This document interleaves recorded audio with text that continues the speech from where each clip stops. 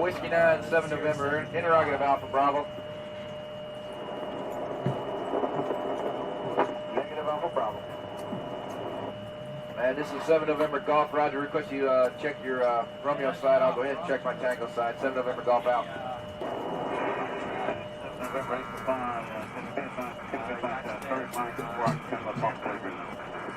And 8 o'clock, 7 November, say again. 7 November, go. I copied a while ago, 1 Charlie transmission that my thing used,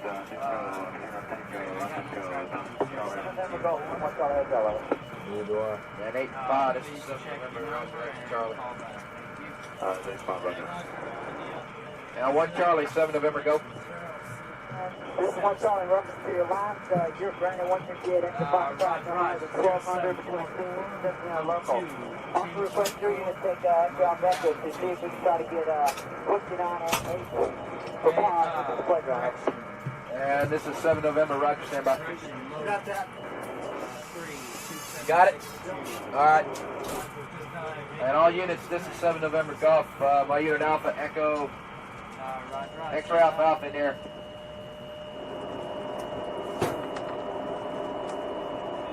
One Charlie, Alpha Bravo. Hey, I never took a dip. I forgot to take a dip. Whiskey 9, 7 November, interrogative Alpha Bravo.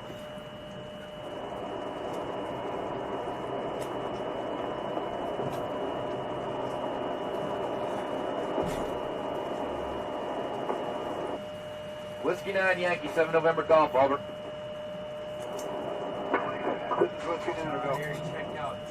Whiskey 9, 7 November, interrogative Alpha Bravo. Whiskey 9, Yankee, 7 November Golf, over.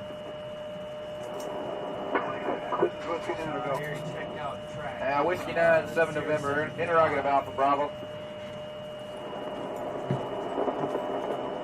Negative Alpha Bravo. And this is 7 November Golf. Roger, request you check your Romeo side. I'll go ahead and check my Tango side. 7 November Golf out.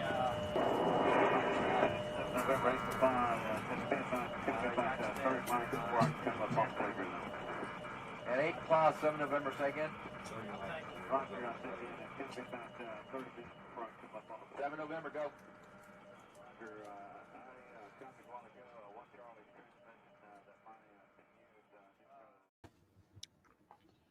Hey, thanks for making it to the live event. We are streaming this on multiple channels, as we always do, to get the word out to as many people as we can. We appreciate every single one of you making it onto the live event here. And the one thing I want to say is there are many different pieces of legislation introduced. There are changes that are happening. And quite frankly, it's not all doom and gloom. There are some really good, solid pieces of legislation that are putting more money into veterans' pockets in the event that they make it all the way through the process. And that's some of the stuff we're going to talk about here today. We brought David Piatek on from VA Housing Education. Thank you so much for making it, David. We really do appreciate you. We're streaming on the CivDiv, Veterans Daily, David's channel, VA Housing Education, and Veterans Infotep. If you are not subscribed to all of those channels, look, it doesn't cost a nickel. It helps to spread the word. If you're watching this, we appreciate all of your support more than you know, and way more than Clay ever talks about. We really appreciate every single one. Actually, Clay does a pretty good job about thanking people. So, but we do. And so with that, I'm just going to open it up with this. I'm going to kick it to you, Clay, and then you can follow up with a question over to David. And for those of you that are watching, if you have any questions on this stuff, please throw it in the chat. Clay is a mastermind at finding the questions in there. He does, the mastermind part anyway, right? So he is the multitasker, I think, of the group, to be honest with you. I mean, I know it's not me. That would drive me nuts. So thank you, Clay, for doing that. And again, I appreciate it, everybody. Depending on where you're at, it could be dark where you are, or it could be before dinner, depending on where you're at. So with that, Clay, I'm going to dive in to just the brief topic here on a new piece of legislation that was recently introduced. And I'm going to give the full name just because it's so long. The Sherry the Sherry Briley and Eric Edmondson Veterans Benefits Expansion Act of 2025. Now, I'm not going to give away the information because I want you to talk about it, at least give the overview. I'm going to say this, though. This is something that the veteran community and the veteran sphere has been asking for a very, very, very long time. Some sort of an acknowledgement on readjusting things. So please hang on with us. Clay, go ahead and give the folks a brief overview, if you will, of what this is, and then we'll kick it to David for some practical application. Oh, yeah, for sure. I also want to give a quick shout out to everyone who joined as a new member. Thank you very much. I have no idea whose channel you're a member of, but if it helps one, it helps all of us. So thank you very much to Nearly, OAP, Cloud Little, Ginger House. That's hilarious. Chris Mackey, what's up?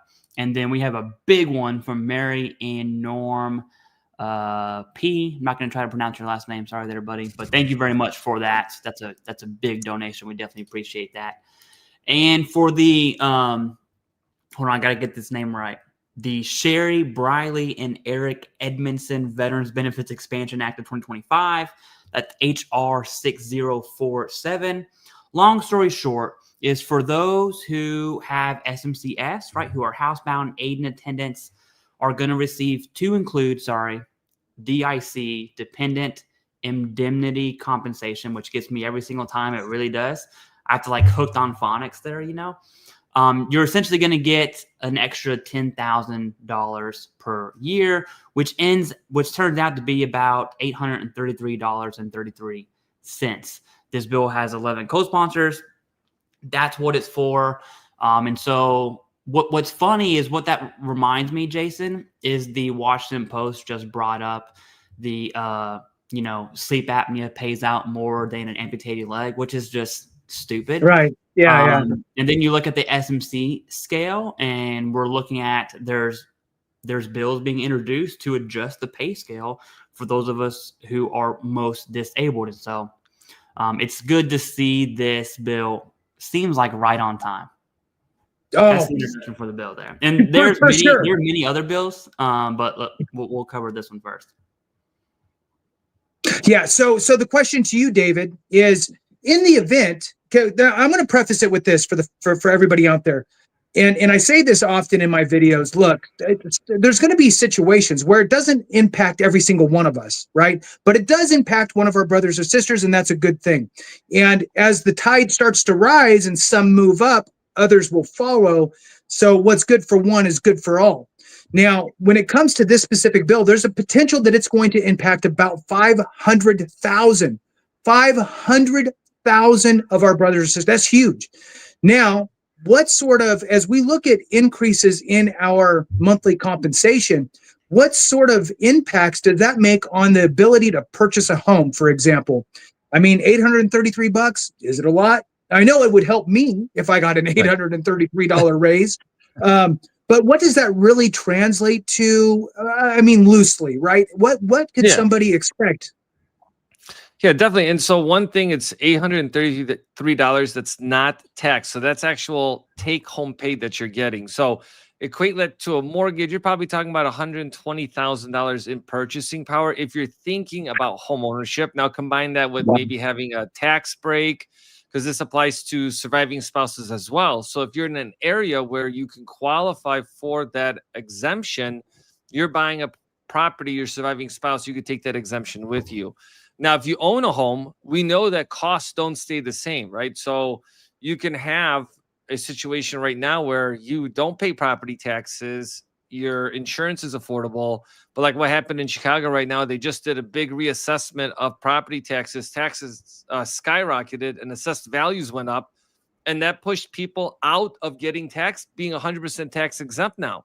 So that's why it's so important to know those local laws and be on top of those change, kind of like the stuff we're talking about now, because it could be both positive and negative, right? Where this can come into fruition, but your situation where you live may change significantly. Yeah, absolutely. Now, here's the thing. When it comes to legislation, I will say this.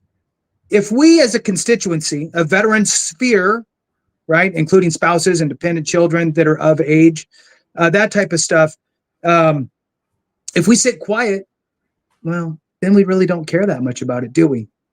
But if we make a little bit of noise, I'm not saying be crazy. I'm just saying, like, reach out to your congressional member's office and leave them a message after hours. If you don't want to talk to anybody, you don't need to talk to anybody, right? You can call after hours, leave a message. Let them know that, hey, I'm veteran so-and-so, or I'm surviving spouse so-and-so, or I'm spouse so-and-so, or you don't even need to say that. I'm so-and-so constituent, and I support this, and I hope that you're supporting it too. And I'm telling you right now that if you get enough people doing that, that's how we get things done, is at the constituency level. Do not rely on the VFW and the American Legion and the so on and so forth to champion it at the Hill, and that's all it takes, right? There's nobody voting at the Hill. You gotta make noise in your backyard at your constituency level, and that's where this stuff happens. I'm gonna copy and paste the name of this specific bill in the comments on my channel anyway. I'm guessing that it would just be on mine, but the bottom line is that get this information and share it, because quiet mouths don't get fed. The one thing I will say, unlike the sadly, unlike the Major Richard Starr Act, where they didn't really have funds, I guess, allocated for it, they had no way to really offset it. So they say, right? And they is the government. To me, it's, you should figure it out and let's do it. But the rub is there's no specific call for an offset.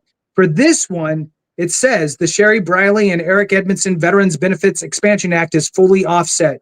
And that is directly from the House Committee on Veterans Affairs website. How are they offsetting it? Don't know. But that helps things move along when they're actually quote unquote paid for. Clay, any other, I know we got a bunch. Is there one that you want to talk about next? And we can always kind of loop back into these later. Oh yeah. Do I want to talk about one?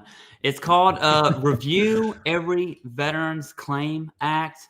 If you watch the most recent video on my channel about this, people got really butthurt for many reasons, but the main one, and this one I caught a lot of heat for, but I still believe in what I'm about to say. Essentially, the VA is not going to review every single claim. That's not this. It's the name of the bill. That's not the intention. The intention is when a veteran misses a CMP exam, the VA can't deny the veteran based on that alone. And I got to be honest with you, and I definitely want your input, Jason. Same for you, David. I cannot tell you how many decision letters I have reviewed for denials. And I asked the veteran, hey, why were you denied this disability? And they're yapping about how much the VA sucks. And I'm like, all right, send me the decision letter. This hasn't happened once. I'm talking hundreds of times. Okay. Hundreds. And I read the decision letter. Lo and behold, the veteran did not show up to their CMP exam. And immediately, my respect isn't the right word, but now everything the veteran tells me, I'm taking with a grain of salt, right? And so how many times have veterans not went to CMP exams for whatever reason, and that's why their claim was denied? Now, if it's a legitimate reason, got it, okay? I've even had veterans who have called the CMP examiners, informed the VA, somehow that gets lost in the sauce, and then they're denied for not showing up to their CMP exam. So that I got it. But I think for the most part, veterans missing CMP exams because, dare I say, they're lazy.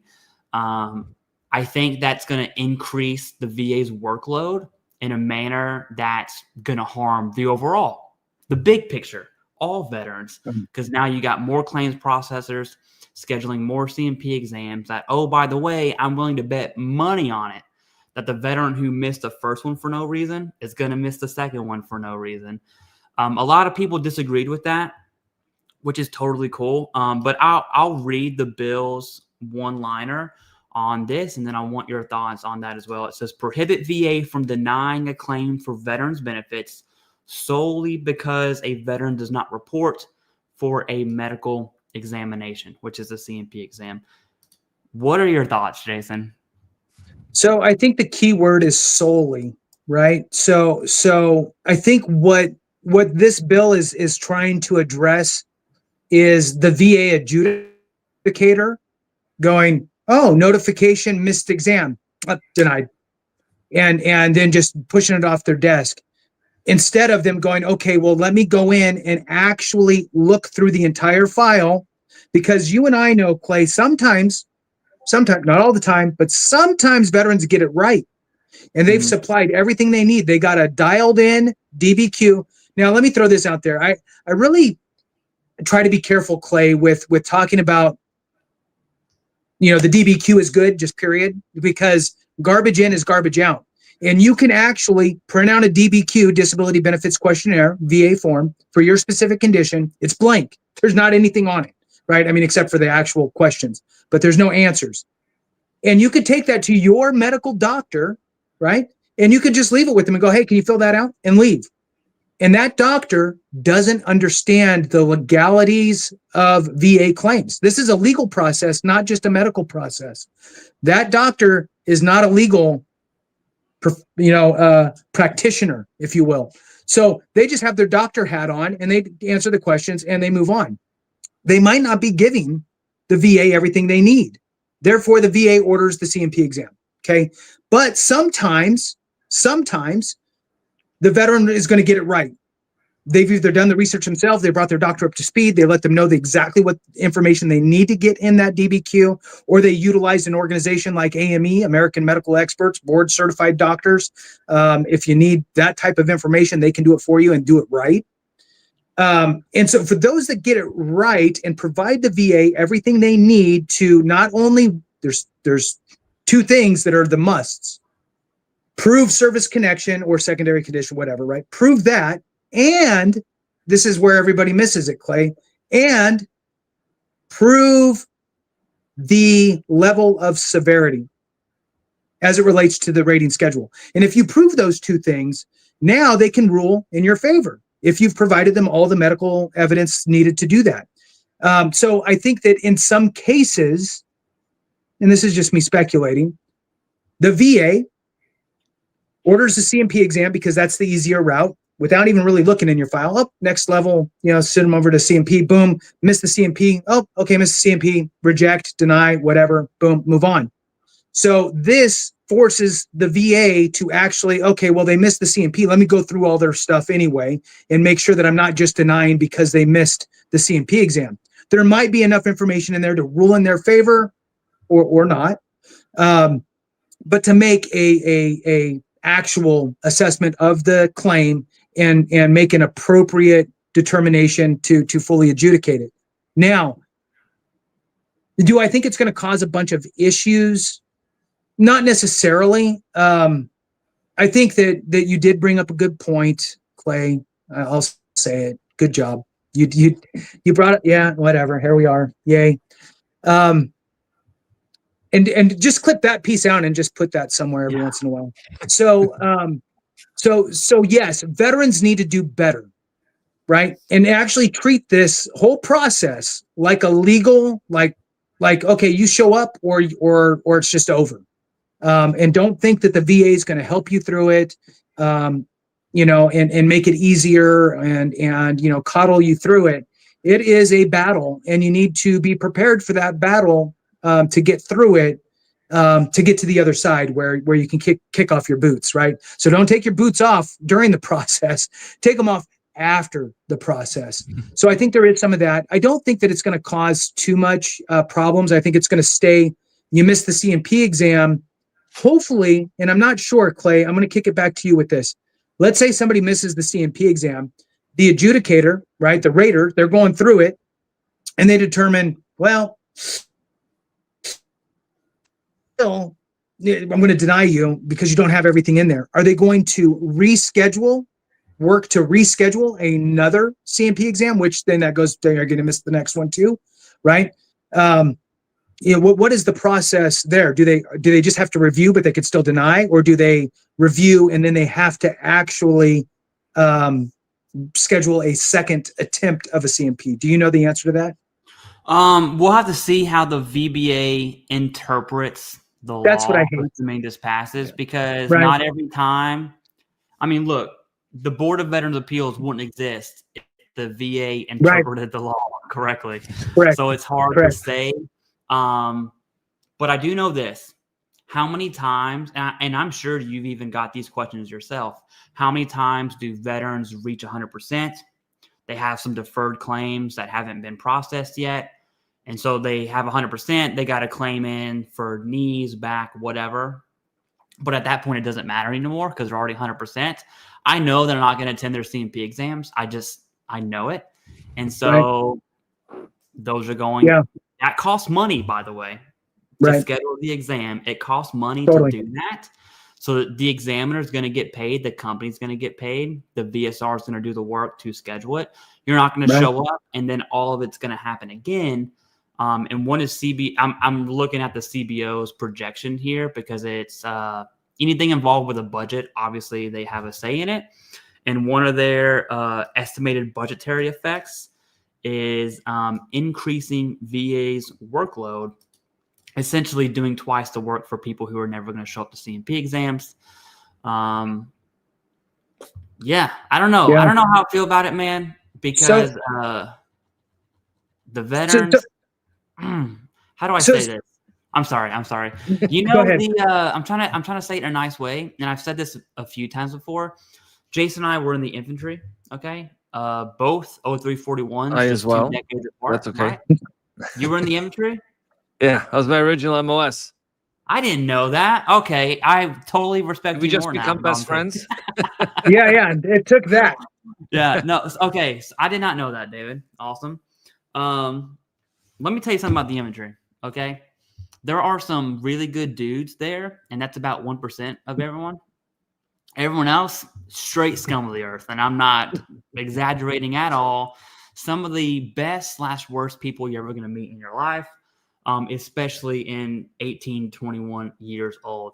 I'm just imagining those people as veterans now.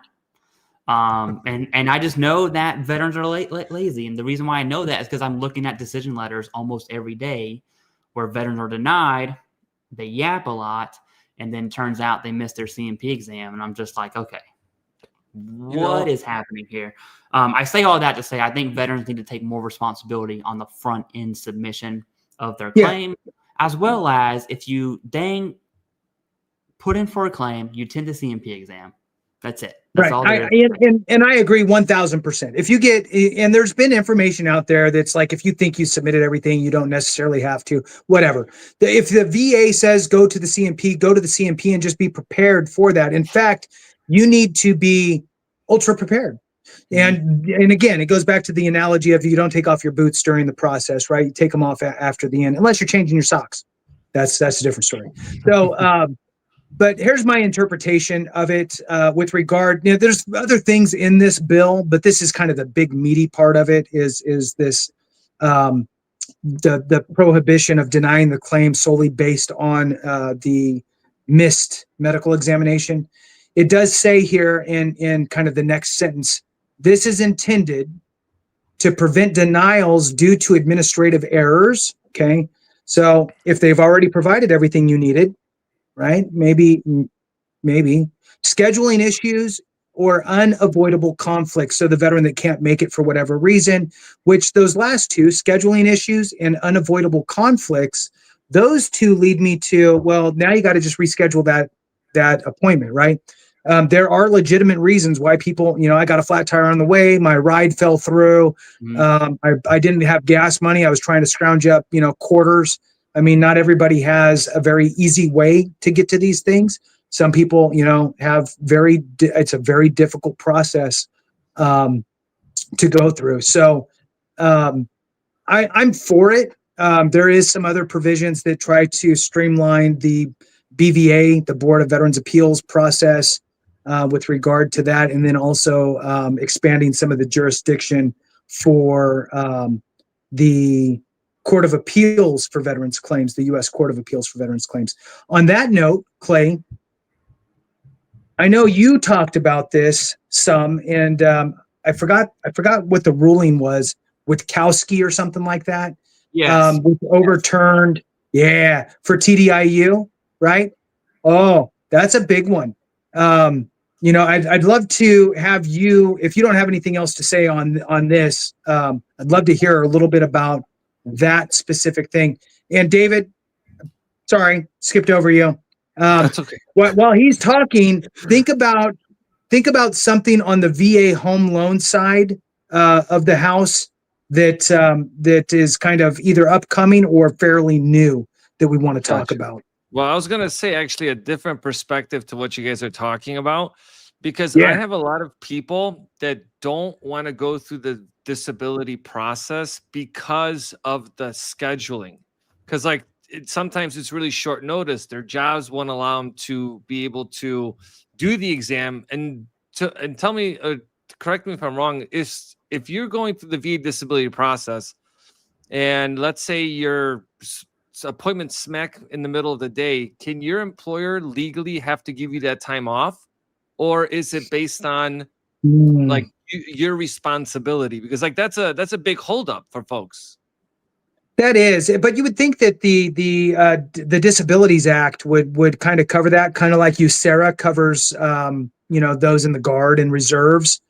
You would think that the American Disabilities Act would allow for that, since you're going for a quote unquote disability. I would think that they would allow for that. I mean, it's a medical exam like anything else too. So I mean, there's also that aspect, and you shouldn't have to divulge very much because of all your HIPAA laws. So I think you're pretty protected. Even if you just said I have a doctor's appointment, you know what I mean? Yeah, that is a good point though, because I mean, I've even had CMP exams where the notice is Friday and the exam is on Monday. Right. And I'm like, oh, I guess, luckily my boss is understanding, also a veteran going through the process himself. And so I was like, hey, I got a CMP exam. And so instead of saying no, he's asking me like, what's a CMP exam? Because he's going to go through one himself, right? But everyone doesn't have that. Imagine if you work like a very demanding, like a line construction job, right? Where like your presence, if you don't show, it stops the whole line. So I can definitely see where the bill would support veterans. I can also see where veterans will take advantage of that, unfortunately. Okay, so here's the Witkowski decision. It actually overturns a previous decision. I think it was Bowling versus Principe, which is and that's not how you pronounce his last name, but the previous VA admin 3 or 4 ago. But there's 4 points as to why this matters for veterans. All right, I'm just going to read them straight from, this is off of CCK. So reason number 1 is faster decisions and elimination of mandatory referral delays. Veterans seeking extra scheduler IU will no longer face a procedural loop, meaning that when you're looking at TDIU, it can go, if you're looking at the Board of Veteran Appeals and IU, that whole process can be 4, 5, 6 years. Not even at the BVA. It's because of everything else that takes place before that. And so this decision is basically like, hey, screw that. We're going straight to what matters. Long story short, right? Greater consistency in IU outcomes. That's a big one there. Stronger access to judicial review. The thing about IU is I wish there was a rater to ask this live, but there's a lot of VA raters have a certain level of authority when it comes to rating claims. Okay, they're supposed to take out, they're supposed to be non-bias. There's the M21 TAC 5, I think, reference that goes into that. But essentially, there's a lot of subjectivity when it comes to IU. And an example is age is not a factor. Okay. However, it seems like the younger the veteran is, the less likely they are to rate IU, although their disabilities definitely are keeping them from working, right? And you won't find age as a factor as to why they were denied, but there's definitely some subjectivity into why that is. And so I could totally see someone taking IU straight to the board. And then lastly, system level impact beyond a single case. This helps this is the most vulnerable. Okay. When you talk about IU, they're not going to be working much. All right. And let's just say, even if they reach the cap, which is like 15.4, I think, let's just call it 15 grand. What, they're going to get 100% P&T. Let's just call that 50,000 plus 15 grand. That's 65,000 a year. You know, you're not having a good retirement. Let's just be real here, right? You're squeaking by, and it's the least we could do, the country can do, for what I would argue the most vulnerable of the veteran population. It's those on IU and those on pension. Pension's even worse. But yeah, it is a big win. Okay. And although I'm not the biggest fan of attorneys, there are predatory firms out there, make no mistake. It is good to see a law firm like take cases to the big leagues, so to speak, and make actual change. And that's what we saw CCK do here pretty recently. So it's a big win. Yeah. Any thoughts on that? And real quick, the big thought here is, and it goes back to what you said earlier, which is interpretation, right? So things get passed, then the VA interprets it, and then they apply that interpretation. Mm-hmm. And that's what happened, right? And then in this one, what made the change happen was the language in this specific ruling pointed out that the VA, were referring to the decision board, which is an internal board within the VA, and they were interlinking the board from veterans, the Board of Veterans Appeals, interchangeable with that, and really they're two separate entities. And really, the rating board internally had to have this kind of a look where the Board of Veterans Appeals could make their own decisions. But the VA was forcing the board to get this second set of eyes on TDIU claims, which then made it be a longer process. So it really is shortening up the time frame. But I do want to throw this out there real quick. It's about getting it right the first time so you don't have to deal with the board, mm-hmm. right? And this goes with any claim that you do. So any claim that you ever do, or any loan that you ever apply for, don't go out and start trying to get, committed to something without getting all of your ducks in a row first. Get all of your information done right at the first, before you start leaning in, right? So you can ensure that you can get it right the first time and not even have to deal with the board or anything like that. David, when it comes to VA home loans, is there anything on the horizon or anything new that's changed? I mean, I know rates are moving all over the place. I know that's one thing that's kind of the constant. There's always movement there. But is there anything else that you wanted to? There's always something. Anything that's kind of on top of your mind? Yeah, right now they're really trying to figure out how to make housing affordable for folks. So one of the proposals, which is basically being able to take your current mortgage and interest rate and move it to another property.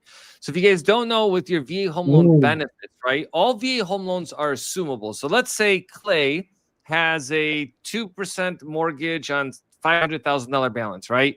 And he wants to sell his house for $600,000. I can come in and say, Clay, I'll give you 100, but I want that 500,000 2% mortgage. I can actually put my VA loan benefits onto his property, and then he in turn could free up his VA benefits and buy another property. That's great for buyers, but not great for sellers.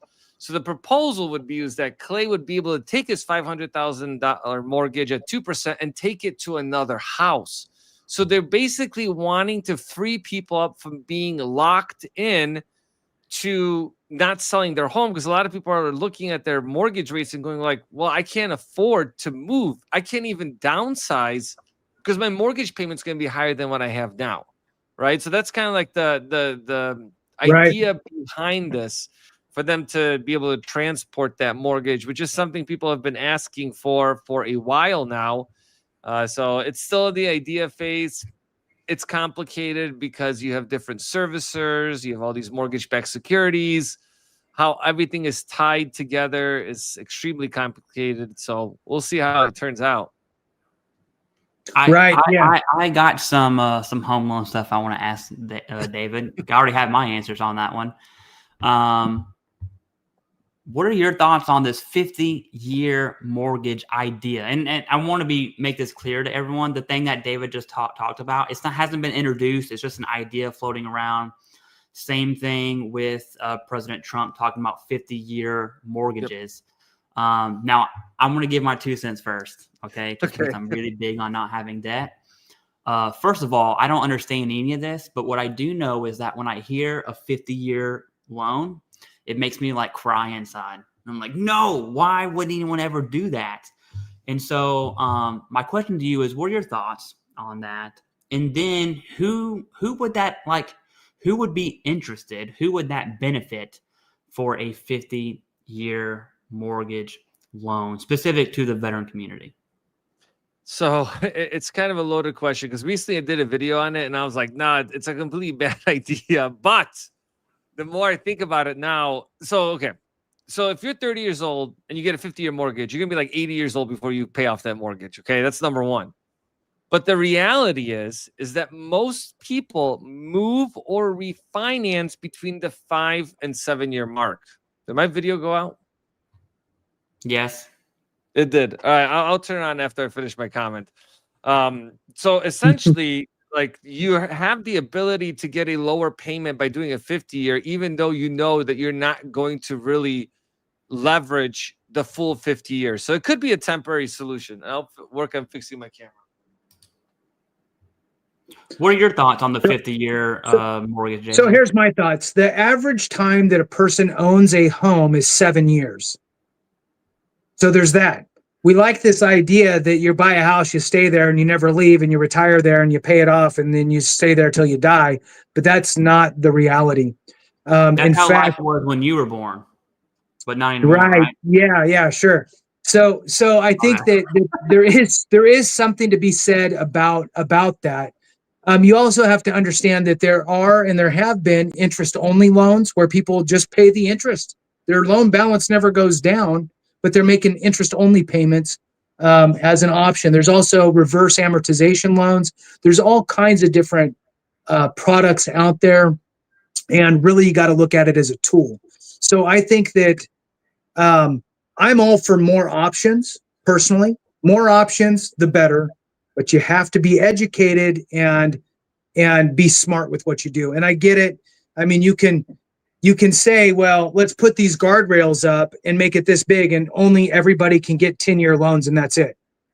But that's a very, condensed situation, right? So opening it up and letting people make their informed decisions, I think is probably the appropriate way. I think these two things are kind of true, or at least that's what I feel like. I feel like the housing market has done this and income has done this. So they're both trending up, but there's a gap. And over the last 30 years, that gap has gotten bigger. So how do you make the house prices go down? Well, that's a tough nut to crack. Okay. And it's a slippery slope because you don't want to crash the market either. So opening up a 50-year mortgage kind of can open up some home ownership opportunities for somebody. Let's say that now a 25-year-old buys the house. Sure, they got a 50-year loan. Let's use the magical world of it's going to stay there, which isn't most likely not going to happen. But fine, they're 75 when it's done, right? So I think that when it comes to supply and demand, you're looking at the amount of homes in a geographic area. If there's less homes on the market or available than potential buyers, you're going to have a push on values, pushing them up because people are fighting for these homes. Now, at the local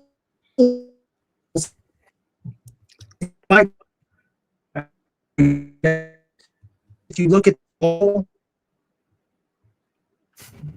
the local area, like your city, your county, even your state, there's going to be different laws and different things in place that only allow so many new homes to be built, so much development to happen, and it's can stagnate the market, especially if you have a transient population that's moving here or there. If you have a cap on how many houses can be built, but you got a bunch of people moving there, well, now the house prices are going up, right? So it's not as easy, I think, as people would like it to be. So I think a 50-year is just an option. And personally, I'd rather see a 50-year than a fixed adjustable, personally. Yeah. I'll add to that too, is that I just thought of it when you're talking about that, Jason. You know, every time we say that if you're waiting for rates to drop and rates drop, what happens to the housing market? Values go up. And I think that actually the same thing is going to happen here. As soon as they make things more affordable, they become more competitive. And then being more competitive drives that price up. So I think from a long-term perspective, you know, you can almost have what's called like a pick-a-pay loan. And I don't know if you guys remember that. It used to be like you could make a 1%, 15-year, 30-year mortgage. But here, right, and someone brought this up in an event I did not long ago, is that if you take out a 50-year, I wouldn't go into it thinking this is my monthly payments 50 years. You should be trying to hit a 30-year mortgage payment, or even at some months, let's say maybe a variable income, try to hit the 15-year mark. So that way you're making extra principal payments, bringing that mortgage down faster. Because I'm with Clay, like, you know, you want to pay things off as fast as possible, but it's not for everybody. Don't stretch your budget, because like if you're stretching your budget to go to a 50-year, you might start running into some problems at some point. Okay. Because remember, housing costs go up over time. You still got to maintain a property. You have taxes. And sometimes you could go from being exempt from taxes to paying taxes. So all things to consider in this journey. What it makes me think of, this is going to sound mean. My little sister's an idiot. Okay. She really is just an idiot all around, especially financially. Financially, it's like double idiot space. And I can see her right now being like, oh yes, a 50-year mortgage, you know, it knocks a few $100s off my payment. We're doing that, and you know what, I'm gonna pay extra each month, and she's gonna believe it. And there are millions of people that are gonna believe that they're gonna put extra principal payments. And you know what happens when the first of the month rolls around? They don't do it, and then they're like, oh, I'll do it next month. And all of a sudden, you're 6 years into this home. You haven't put a single extra payment, and it's just it's a human behavior thing. And I can really see veterans not managing their debt well, and then all of a sudden, you're going to get those spam ads of, you know, veteran debt relief or whatever, which is all baloney. No one's just going to wave a magic wand and make your debt go away unless you die. But yeah, those are my thoughts. I can't stand this thing. I think it's stupid. So in 2005, the average years owned home ownership for that specific home was 6.5 years. Yep. Now it's starting to be longer. Why? Not because people are smarter. It's because they can't afford to leave their 2.5% interest rate. Right. So they're stuck with their house. Right. So now it's about 11.9 years, right? Because they bought and they got this low interest rate, or they refinanced into this lower interest rate. Now they're stuck. So now what's going to happen is the people that are buying today, right? Or 2 years ago, 3 years ago, right? We're going to start to creep up on that 6-year, 7-year thing again. Because if interest rates start to drop down, they're going to go, well, I don't like my house. I'm going to go buy another house at a lower interest rate and be the same payment, but better house maybe, right? So we're gonna see those numbers of home ownership dropping back down. And so what I want to focus on here is the idea that it's sub 10 years. And really that first 5 years, you know how much you pay toward the actual principal is, even if you have a 30-year fixed, it's very little, because it's not a normal interest rate like a car loan interest rate. It's not simple interest. It is amortized. And because it's amortized, The beginning of your payments are all interest, and then as you go down toward the end of your loan, then you're paying hardly any interest. And the other one goes this way, which is little principal goes up to a lot of principal over that 30-year term. Nobody likes to look at those numbers because it just makes you want to throw up.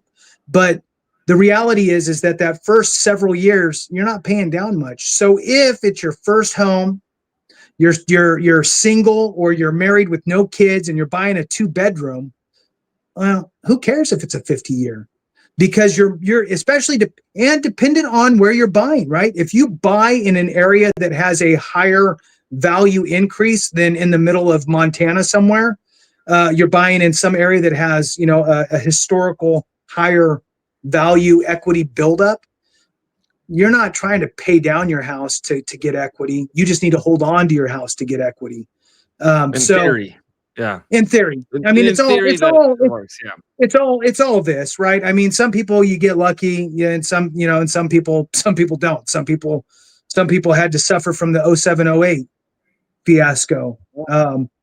But needless to say, it's just, I don't know. If people are owning their house sub 10 years and it's their first home, I mean, and then on the flip side, what do we have, David? We have folks out there that are hustling reverse amortization loans, right?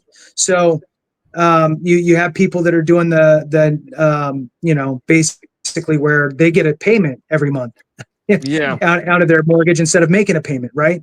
So there's all kinds of different things. I just think that I'm a fan of more options, but education and on making the right move for yourself and your family. All right, sorry. Yeah, and I'll add to that too, is that all of this is being done to help stimulate the economy and get affordability for folks. But at the end of the day, if we do nothing, the market will just correct itself and home prices will drop. And I think that's right now, they don't want that to happen, right? So but we're kind of going back to a normal market where there is a lot of inventory and people, and there may be not as many buyers. So in theory, right, it can go the opposite. The market could correct itself without innovative, let's say, products, because otherwise we're going to be going back to stated income, stated asset loans. And then it's going to be a total nightmare for folks. Because I think right now people are scared to lose value. And you see a lot of people delisting homes because they're like, well, I'm not getting this 200,000. Yeah. I should make 200,000 on this. I bought it last year. That doesn't make any sense, right? And so you have markets where, like, I feel like not a popular answer or idea, but at the same time, maybe the market just needs to correct itself and not fix like in real time, because that's what I feel like is happening with a lot of things right now in the businesses. Oh, this happened last week. We have to correct it for the following week. Well, that's not how it works. Right. Clay, I have another act for you, another bill, and I'm not sure if you saw this one or not. I'm going to read it, the name of it, and we'll see if your eyes gloss over or not. Okay. All right.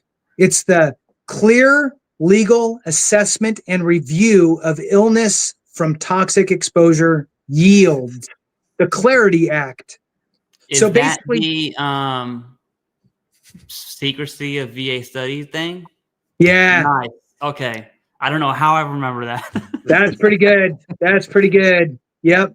So basically transparency, right? So giving us the veterans the information that the VA has on all of these different illnesses that could be a potential to toxic exposure and the likelihood of being rated for those things, all that stuff. So I'm not asking you to dive into all the specifics, but just on its face, what do you think this could potentially do for basically, I guess, Terra, right? This would be the Terra folks out there, which quite frankly could be a lot of people. Yeah.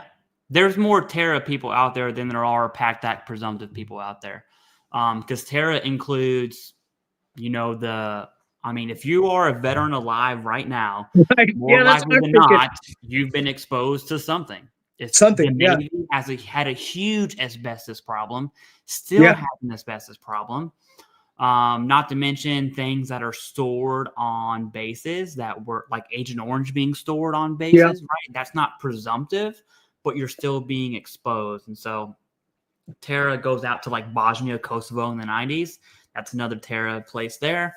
But I think this specifically, if I remember, a big part of it is for the Area 51 veterans and the atomic veterans when it comes to VA research into potential exposures that could lead to presumptive conditions. Now, the reason you'll see Mark Takano, that's why I know about it, is because of Rep Mark Takano, who, by the way, is anti this administration, just heads up. The reason that matters is because his media is really amplifying Area 51 right now specifically. And then we also see the Trump administration, like it or not, completely irrelevant.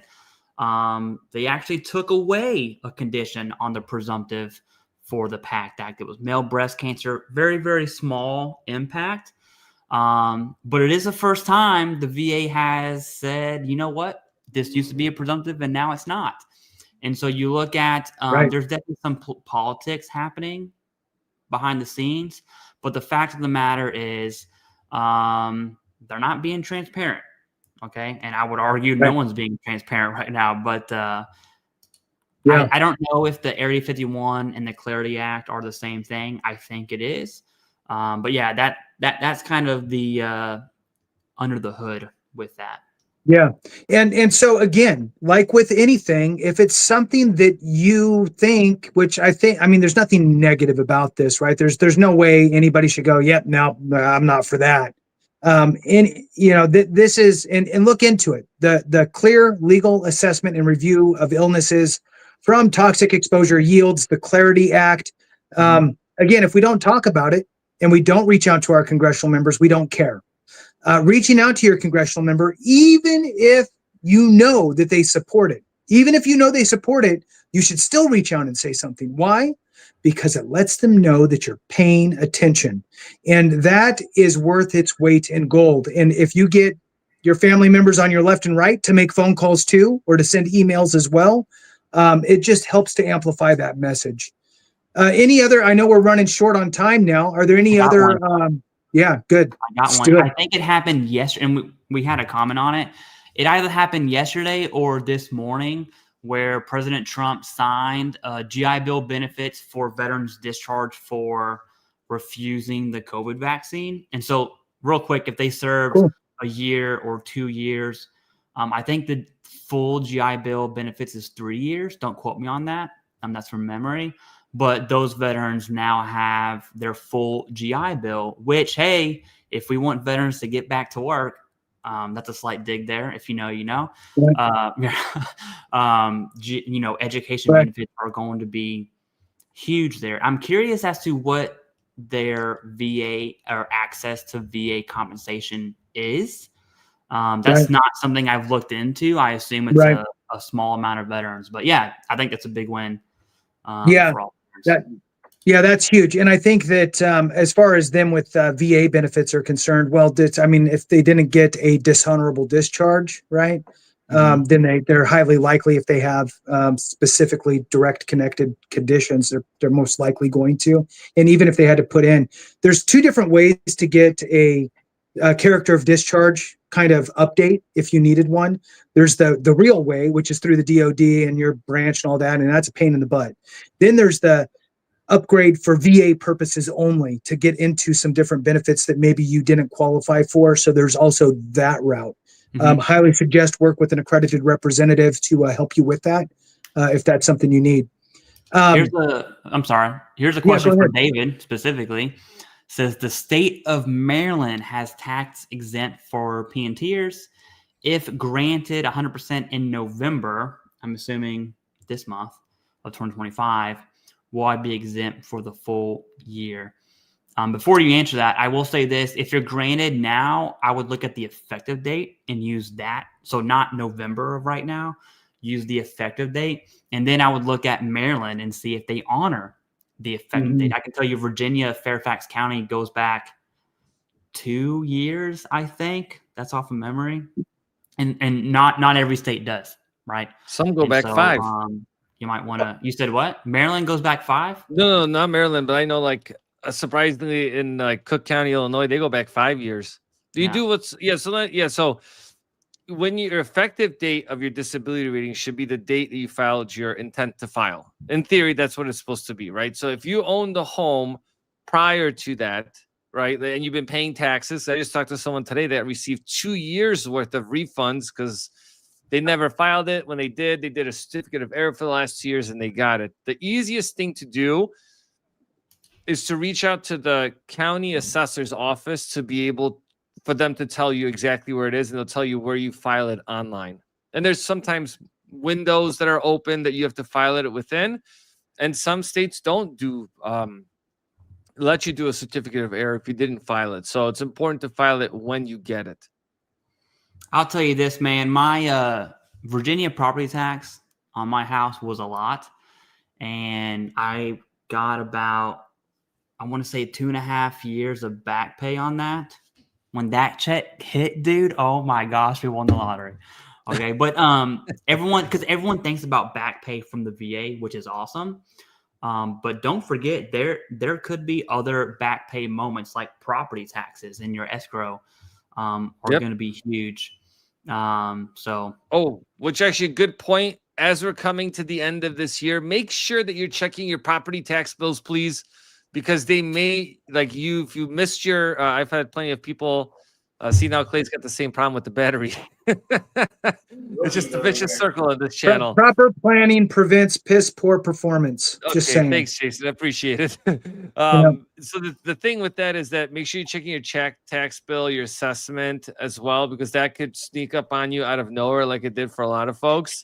And one thing that I actually want to touch on, guys, is you remember we talked about the HR 1815 that was signed into law a couple months ago. It's the VA Home Loan Program Reform Act. It's the VASP replacement. We're in November, and still there's no replace. Like they have, what are they doing with it? Like it's supposed to come out next the month. government's been shut down for almost 2 months. Give me excuses. That's nothing but excuses. They've already had plenty of time to come up with this.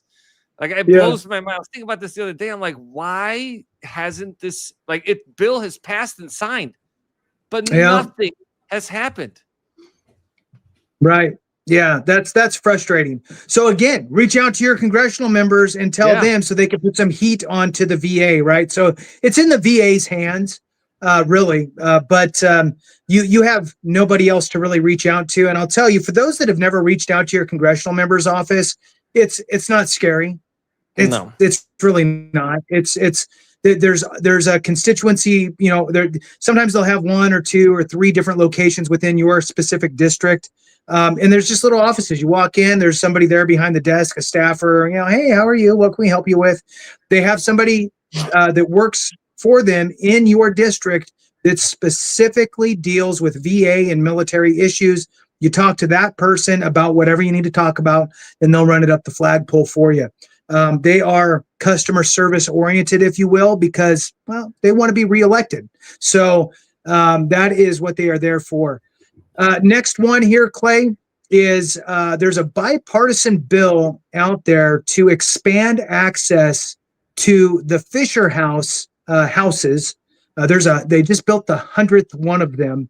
For those that don't know what the Fisher House is, they're located on VA medical facilities, and essentially it's kind of like I don't know.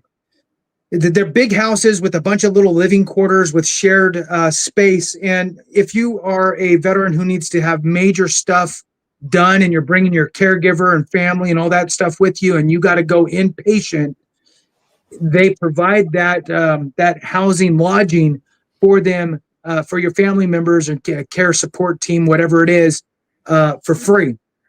It's fantastic organization. They run on donations. Again, Fisher House, if that's something that you want to look into. They are looking to expand access to DOD members who are utilizing VA facilities for internal, for inpatient type major. This isn't, I'm going in because I'm getting my blood pressure checked and leaving. This is major things that nobody wants to deal with, and it's hard enough to have to deal with it and to try to look for lodging next to some of these places. It's difficult, and you want your family members or caregivers closer to the facility. This is a great program. So again, they're looking to open it up to certain military and also the veterans' families, of course.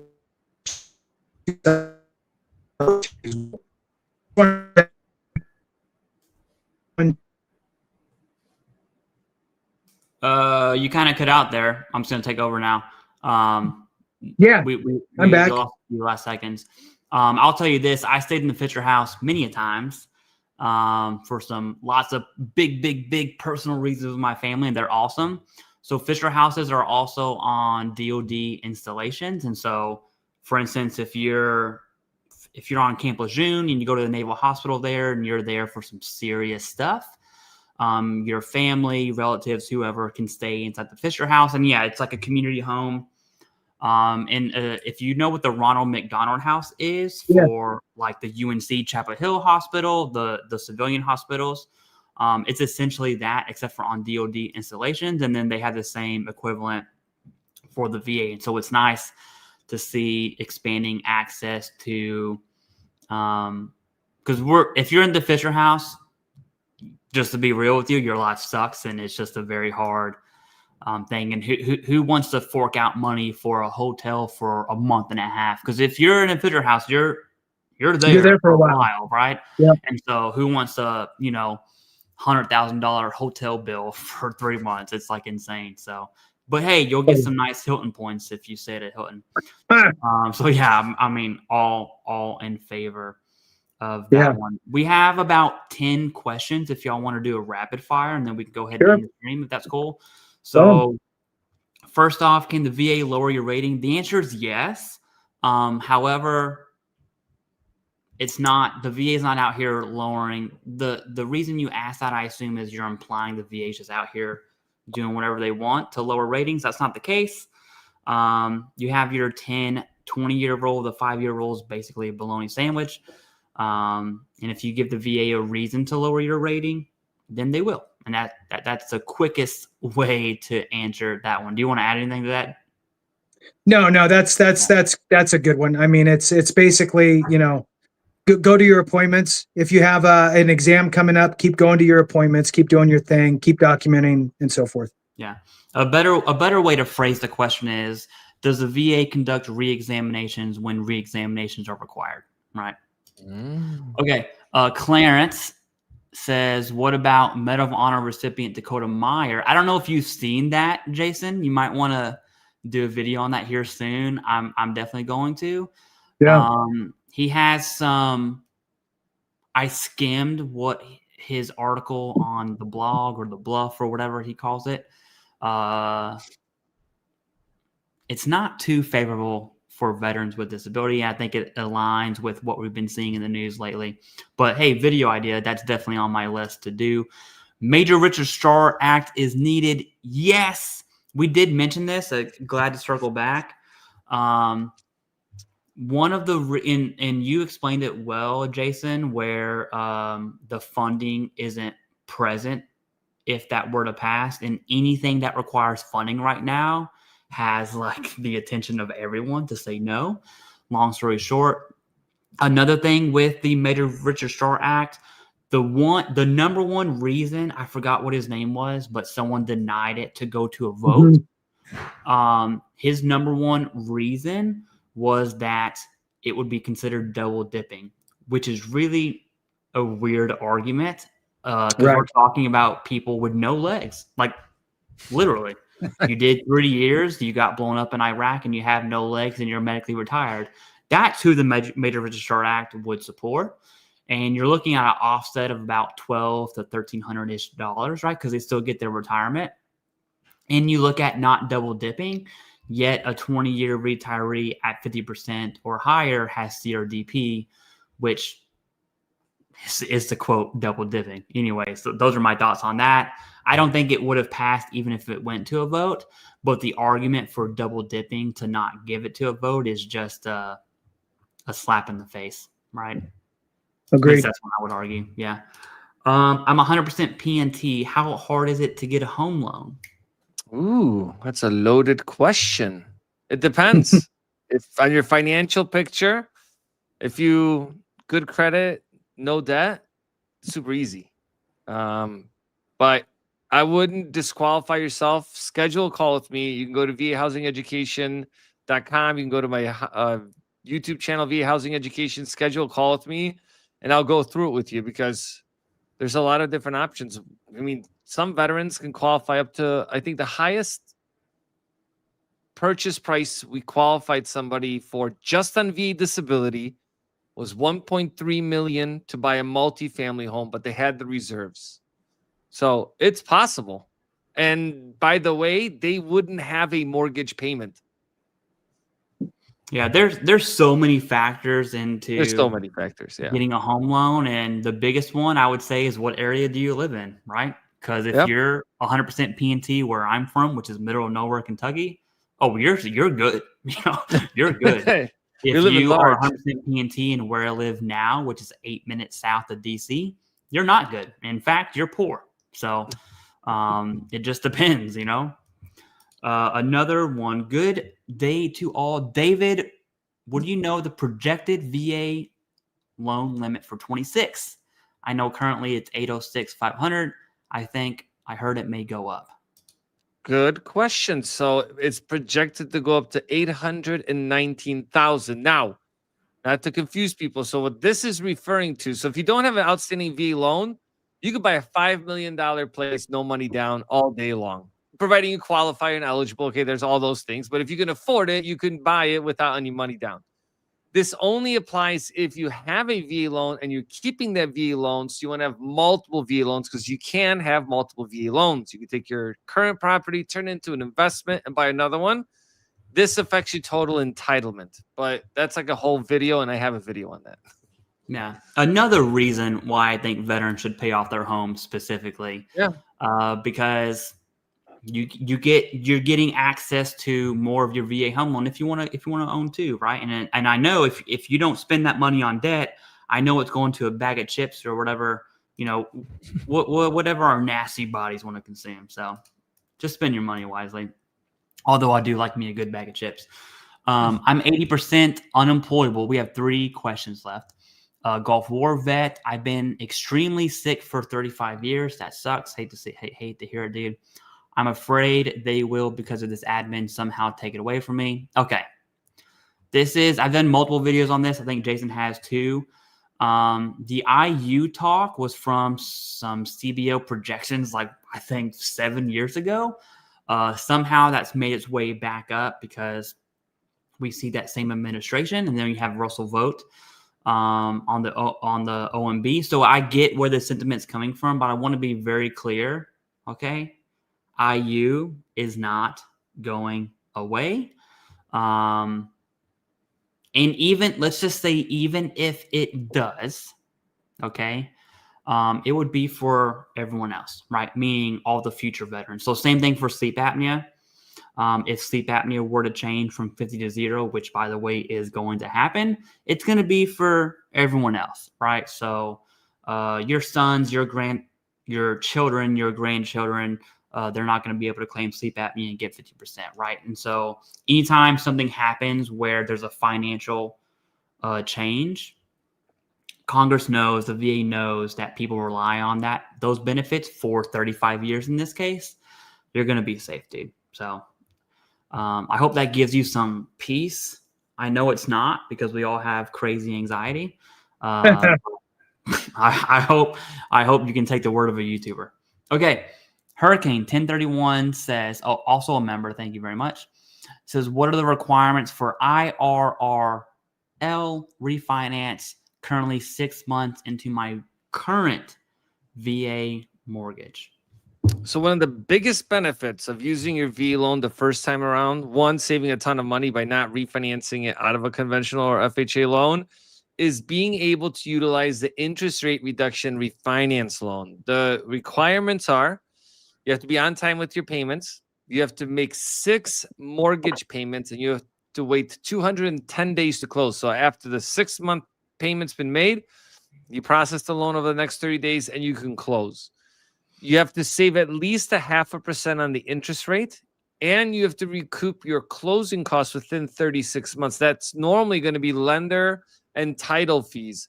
That's not going to include transfer taxes or escrow. So you really have to be careful with that because you may have a expensive area that you're in. I have And a then question on once that. Let's say you yeah. close, I'm just going to use January 1st for simplicity. Let's say you close January 1st, but your first payment isn't until March 1st for whatever reason, which by the way is I love when that happens. It's like you're living as like a king, right? Is it 6 months from March 1st of your first payment, Correct. or is it 6 months from the close?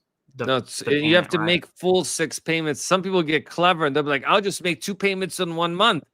You can't do that. You got to wait the full amount. And then if you're interested in that, schedule a call with me, check out my YouTube channel, and then I can help you through that process. But that's a good question. But hey, I am a fan of paying that mortgage down faster. So go ahead and Yes. make that second payment. But yeah. What? Go ahead. Oh, no, I was going to say, it kind of leads to that second question. Just someone asking, like, sometimes I look at these guys and I'm just not the biggest fan of them because I'm like, hey, we're not saving much. Someone called me today and they're like, I'm saving $50 finance house. I said, no, don't do it. Let's push you into stuff. Like, that's not what we're just trying to look at this stuff logically. If you're saving $56 a month, why are you doing this? And the cost was like $9,000. You can't even do it. So, but like, that's what they proposed to this guy. And I looked at the documents. I was blown away. So there's no changes for Earls coming up next year. The program is already great. I think some people are really holding off with interest rates. And I don't know if you guys noticed, but when the Fed dropped the rates the other week or a couple weeks ago, guess what? Mortgage rates went up because you're going to see that. When you're going to see the Fed funds rate dropping, that means people pulling money out of bonds and putting them into stock markets. In order to make investors bonds attractive to investors, they have to raise rates. Now, there's a proposal, and I think it's crazy, but they may go back to doing quantitative easing. That will be COVID era shenanigans where all of a sudden, out of nowhere, rates will drop 100 basis points overnight and stay that way.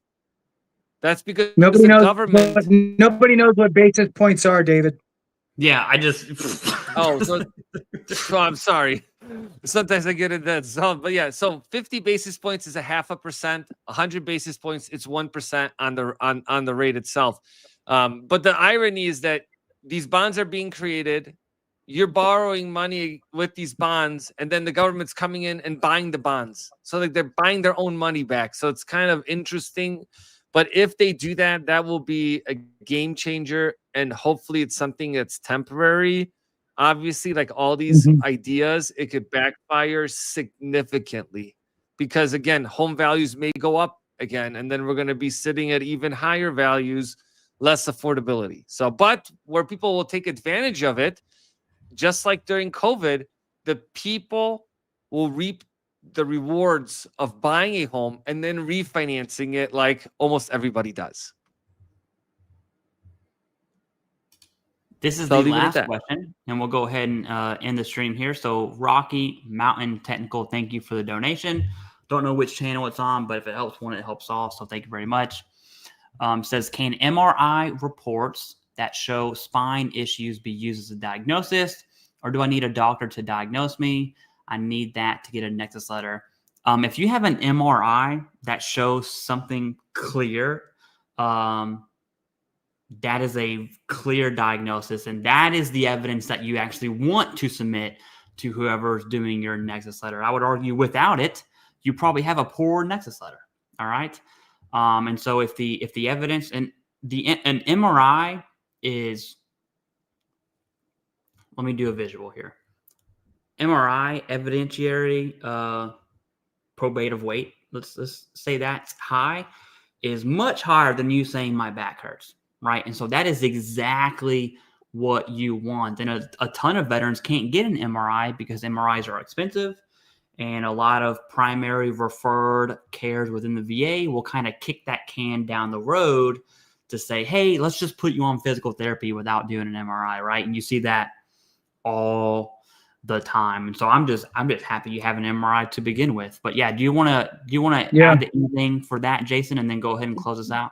Yeah. So the MRI, like you said, it's huge. It's anytime you could put a picture to something and say, this is the issue right here, it's not disputable at all. So it makes it very clear and easy, unless it's blurry, then it's not clear, but whatever. So that is awesome with the MRI. Now, the fact that you have somebody that's going to be putting together the Nexus letter, that means that there's a doctor, because Nexus letters need to be completed by a medical professional, right? Doctor. That doctor is going to put a name to what's in the MRI. So they should anyway, say that this is what I see. So that's going to become essentially the diagnosis is now written into that Nexus letter. Now, the only other thing that I would maybe consider, and I don't know what this is for, but there's two things to think about. When you're filing a claim, there's two goals. Those two main goals are, one, getting service connected, i.e. Nexus letter creates the nexus for service connection. Okay. So that's that piece. The other piece is getting the correct rating. So in some cases, it's just, it is what it is. And the evidence that you provide is just going to spell it out, and you're going to be rated at whatever you're rated at as it relates to the rating schedule. But it's always a good idea to read and understand the rating schedule as it pertains to your specific condition, and understand if there's a little leniency there. I mean, there's weird little things that can really tweak where you fall on that rating schedule.